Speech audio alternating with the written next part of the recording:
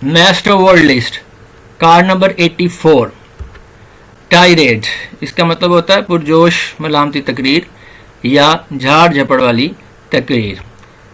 Viewers, अगर आप इस वीडियो को पहली दफ़ा देख रहे हैं तो इस नोट को ज़रूर पढ़ लें क्योंकि ये आपके लिए इंपॉर्टेंट साबित हो सकता है। नेक्स्ट वर्ड है टॉन्चर, जिसका मतलब होता है मुंडा हुआ सर, खास करके पादरी या मजहबी लीडर बनाने के लिए किसी फर्द का। टोटर, लड़खड़ाते हुए चलना, कि पांव लड़खड़ाना या गिरने को होना, लड़खड़ाता हुआ।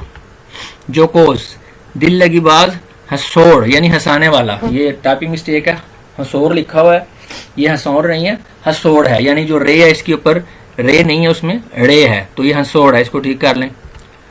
क्लाइडोस्कोप, अक्सनुमा अक्सबीन, हमेशा बदलती रहने वाली चीज।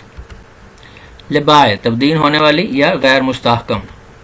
लेटी, दुनियादार यानी कि आम आदमी जो कि गैर मुल्ला हो या गैर पादरी हो। लैप, नरमी से टकराना लहरों का या छपड़ छपड़ पीना या खाना। लियोनाइन, शेर की तरह का। लीथल, मोहलिक। Thank you.